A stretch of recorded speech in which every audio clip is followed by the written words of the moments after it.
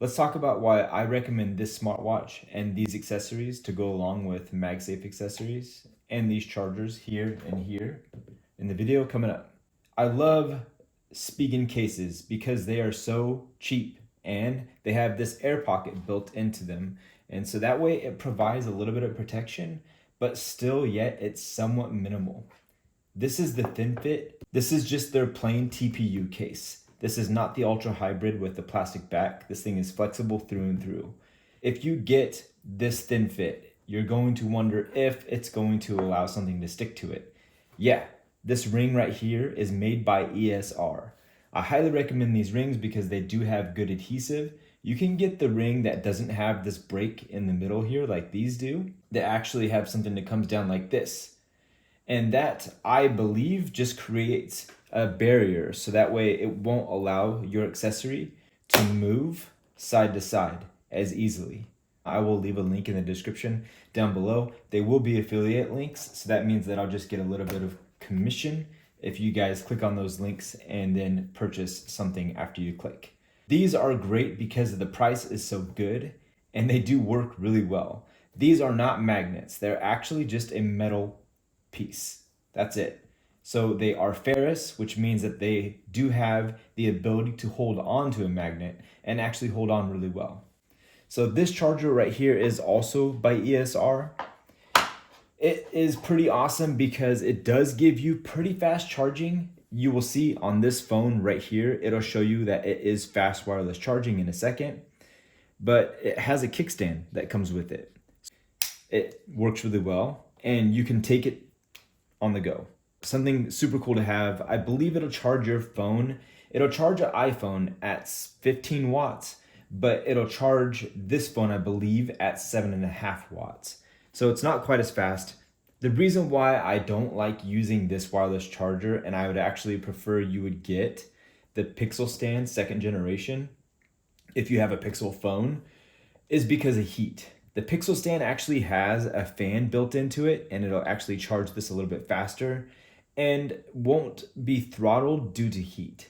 And if you allow your battery on your phone to heat up too much, it could degrade the quality of that battery over time a little bit faster than what you would want.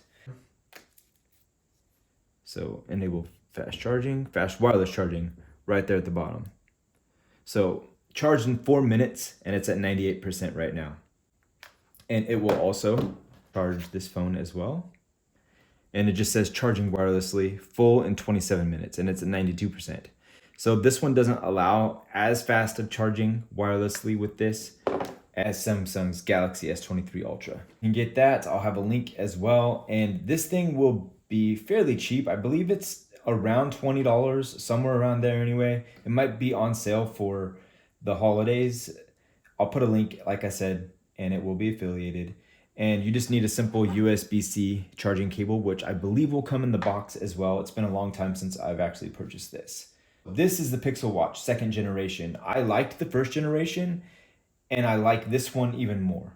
The only downside to this watch, and I think it's because my device is defective, is the speaker. It's a little bit tinny. It sounds like it's almost like it's underwater. I never got this thing wet. So I think that this one is damaged. I could probably send it back. I have insurance on it. I might do that in the future. But for now, I just really like this watch. And honestly, I can hear it good enough, so it's fine. I don't really want to deal with it. I have been wearing this thing off and on. I have an Apple Watch Ultra. This is not the 2nd generation. This is the 1st. And I like the battery life on this, and I use an iPhone quite a bit. That's why I wear Apple Watch for the most part. But if I'm using one of my Android phones, I'm wearing this thing. It's such a good watch. The battery life, it will go for me about a day and a half. This is the LTE version. I really like this strap. It doesn't get dirty real easy. It charges pretty fast.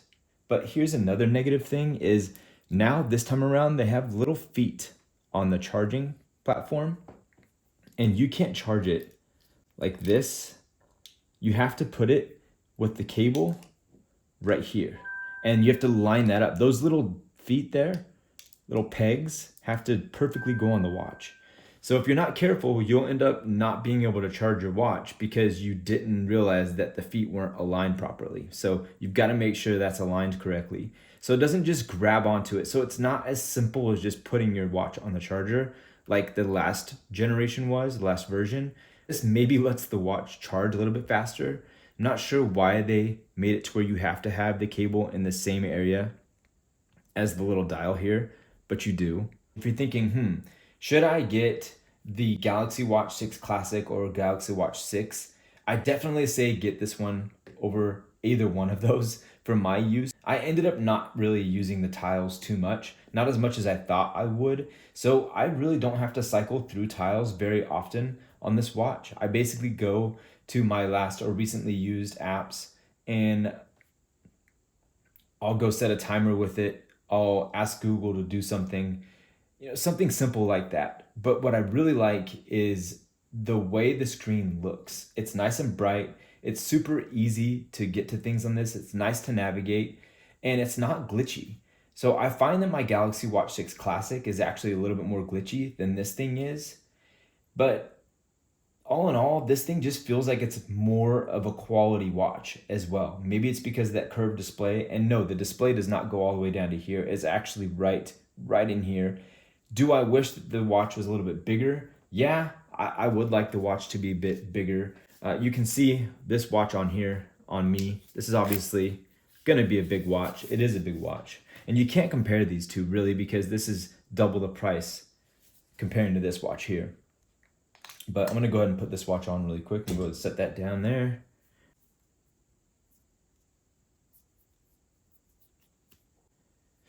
The watch looks nice, it feels nice. I love the way this band feels, and I don't ever really worry about it coming off because it comes through here and then it tucks down inside there and is being held to my wrist right there. So the way this thing is made is really, really nice. Also, the watch straps come on and off fairly easy. It's not quite as easy as something like on the Apple Watch where it has these little things down here to release the pins that are holding the strap on. But it's easy enough, and you could switch this out if you needed to. There's a lot more features on this, and you do have the ability to lock it. There's a lot more features on this comparing to the first generation, and I just feel like this watch is something that people really need to consider. And yes, you can use this watch with the Galaxy S23 Ultra. Pretty sure this will work with other Android phones as well, but don't hold me to that. You're going to be getting a Fitbit account if you sign into this because Google bought Fitbit. I like this thing. It's so easy to navigate through. It's just super easy. And you can go to notifications like that. You can go see your recent apps right there, flashlight. And the flashlight's pretty good as well.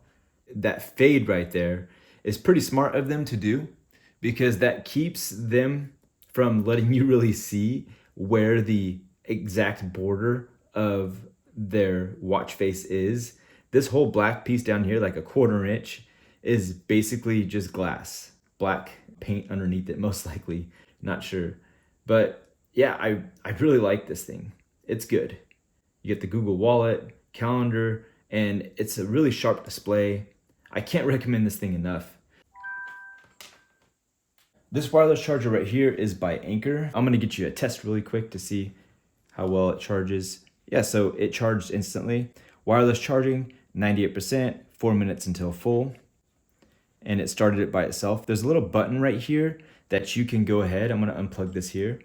It's not fast wireless charging, it's just wireless charging this time around. When these lights turn off, I'll show you that again.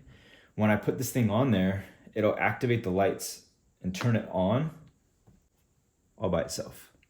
So sometimes when you're using a certain accessory, like a MagSafe conversion kit, like something from another brand, for Winx, for instance, there's a brand named Winx. It doesn't really always turn on this. So if you wanted to, you can just go ahead and press that button and it'll turn that on for you, which is really nice. This thing, I believe, holds about 500 milliamps. So it's not going to recharge your phone completely, but it's gonna get you that extra 10% or whatever, or 15% maybe on an Android phone, something like that. Nothing big, but it turned this on, activated it instantly.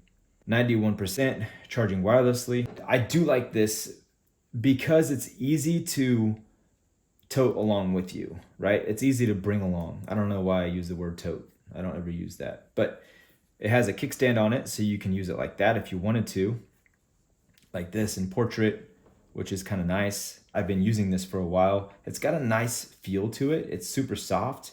The color is super nice. And the inside right here has kind of like a felt feeling there with a magnet right here that allows that to hold down just like that. It's just really well made. You can tell they did a good job in getting this thing made. I can recommend it. It doesn't charge too fast if you have it plugged into the wall, so it does take a while. So you do have to think about that ahead of time. So go ahead and plug this in at night along with your phone. Let them charge together if you're planning on having to have a little bit more battery in your phone later on in the day, if you're one of those people that are on their phone quite often. If you're thinking about getting a wallet, I really highly recommend this wallet right here. This is a pop socket wallet, MagSafe wallet. They do have the versions that don't have MagSafe built in, but those ones, it's just a single strip that I've used, and they've come off my phone after reusing them. And the single strip of adhesive actually comes off and doesn't really work too well after a while. If it does come off that first time, you're never gonna get it to stick the same way. All right, so this thing holds on. It is super strong. It's so strong actually that now when I pull this thing away, it's starting to pull the wallet apart. So it's separating the wallet from the felt, whatever this material, the spandex material is, it's separating it here. But this has been maybe used for about 2 years now, something like that, maybe 2.5. So this thing is held up. This has been on there the whole time. So you can see that this thing has been used well and it's still holding up. I would still use it for my cards, even though the plastic piece on the outside's about to come off.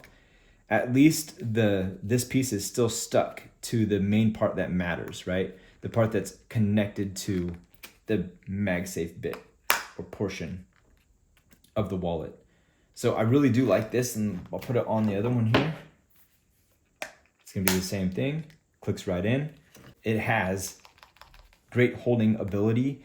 And if I had a scale here, I could show you that this thing would be holding at about most likely 4 pounds if I was pulling it away like this. If I pulled it away like that, it would be about 4 pounds until it broke away free. And that's with this little piece of metal here. That's with the ESR Halo ring. And same thing with this, it would be about 4 pounds of pull away. Anything from 3 pounds up, I would consider good. Anything over like 4.5 to 5 pounds is going to be a great hold, actually probably too much. And I think it's due to the fact that the magnets that are in here are so strong that they actually cause this to rip away after a while from using it on rings like this. So that is the only negative thing, is these magnets are super strong, but that's also a positive. Now, if I was to put this on here and I was to use a scale, and I have done this, I've used a scale on these to see that would give me the weight, amount of weight it takes and pull to go ahead and determine how much, is good and how much isn't so good. And I have videos of where I have done that. So I really don't need to do it here. This pull away on the side here is even harder to pull away than if you were pulling away like this. Okay, so pulling away like that usually pulls away easier on these MagSafe accessories than pulling off to the side like this. So that off to the side pull is usually about 6 to 6.5, 7 pounds even. This thing holds the best out of anything I've ever used, especially even this right here. So the holding strength is not so good on this, but it is great on this. And that's what you want to have, is something that will keep your wallet from pulling off to the side. That's the most important thing, like this thing right here. So if this holds your phone when you're pulling to the side the best, right? If it's like around 3 to 4 to 5 pounds of pull, then that's what you want, because This sliding motion is usually what causes you to lose your wallet, not the pulling it off part, right? It's the sliding it. That's the thing that you want to focus on, and this thing does great with that. If you are looking for a screen protector, I will put screen protectors down in the description as well for you. You'll have a link to those. And this screen protector has been working great. You can see there's no bubbles on my Pixel 8 Pro. And this is white stone dome glass, and it is pushing up right here on the corner, just a little bit. There's a couple little air pockets, but that's kind of what you get if you have white stone, because they go as far to edge as they possibly can. And if you have any cases that you've had on your phone that are pushing up on that screen protector, right, it's just going to make those little tiny bubbles. And because white stone dome feels the best, and for me has always operated the best, that's what I use. White stone dome glass does allow super fast operation of that sonic fingerprint reader. Obviously, this one doesn't have, it's just light sensing. It's just a light sensing fingerprint reader, so it's not going to be as fast. But I do have face recognition turned on, and you can see that it was unlocking for me, even when I barely even looked at it. So it does work for face recognition as long as you have good light. Just real quick, you guys might be considering getting either one of these phones. And if you're in the market for an Android phone, you'll be happy with either one of these. I think you'll get better pictures out of this one. But if it was me now, I used to prefer the Pixel 7 Pro over my S23 Ultra back when I had the Pixel 7 Pro. But now I prefer the S23 Ultra over the Pixel, even though the Pixel takes better photos and the Pixel actually has a longer battery life from what I can tell. When I had a single SIM card in here and I was using it on Fi, I don't know if it's optimized or not, but this thing would last me a day and a half, no problem. And also that depends on how much you're on Wi-Fi, that depends on the area you're in, that depends on, if you're searching for data constantly, if you're searching for a signal on your phone, if you're in a bad area most of the time, your usage may vary. Everybody's different as far as that goes. But this phone here, I don't know what it is about it. I don't ever use the S Pen. I just really like using the software on this phone, and I like the typing experience actually a little bit more on this. I just like the way this phone feels a little bit more, even though the battery life is not as good on this and on this one as it is on this one. So if you're considering either one of these phones, you're going to be happy with it, because honestly, I don't have a SIM card in this one right now, but I do prefer it. But I have a SIM card in this one, and I don't really prefer it too much. But the reason why I'm using this phone is because I'm too lazy to go ahead and disconnect this watch from this phone. And when I'm using this watch, obviously I'm going to be picking up this phone because that's the one it's connected to. If you want to switch over and use this watch on the S23 Ultra, you can do it simply. It's no problem. You just download the right app and it'll take you right into how all that works. But I don't know, there's something with this phone. I think I like the bezels better on this phone, how it's just screen to screen or edge to edge. Whereas this one, there's still somewhat of a bezel there. And I don't know, there's something about that display. I love the way it falls off on the sides. It's just, this phone just seems more luxurious than this one. But the software that's built into this is really good. I just hope that Samsung doesn't go over to a flat display. I actually really do like the curved display. I thought I wanted a flat display, but I prefer having a flat display on my iPhone. It's no problem. But on my Android phone, I think I prefer a curved display. And I think it also has come down to the fact that the edges come up on the sides here on this phone. And even though I have a screen protector on here, my finger still grabs onto the edge here, and then I can go down inside and then swipe to the left or to the right and then go back. Whereas with this one, it's not as drastic. It doesn't feel as bad. Even though the edge does come up a little bit, it's just not as bad. It's just more comfortable. So when I'm watching a movie, or playing a game, this phone just feels better. It's more luxurious, and obviously it has a higher price tag. Right now you might be able to get a discount on it. You definitely can on Fi.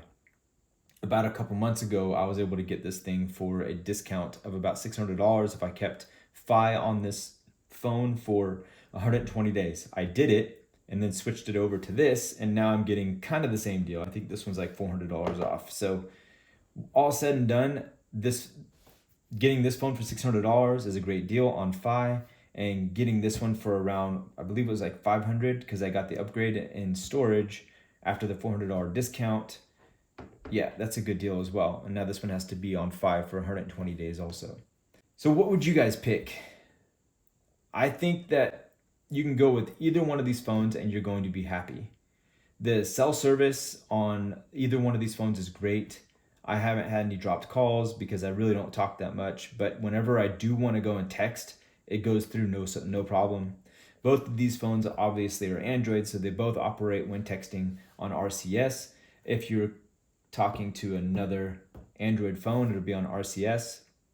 Otherwise, if you're messaging with an iPhone, it's going to be on MMS, which is still a pain in the butt, but hopefully one day we'll be getting RCS functionality on an iPhone and be able to communicate securely on your Android phone to an iPhone. One day, hopefully that'll help, or one day, hopefully that will happen. Yes, so Anchor wireless power bank. If you're looking for a stocking stuffer, I would definitely recommend getting this wireless charger, this charger as well, this power bank. And you can see that you can plug in here and charge your phone at the same time if you would like.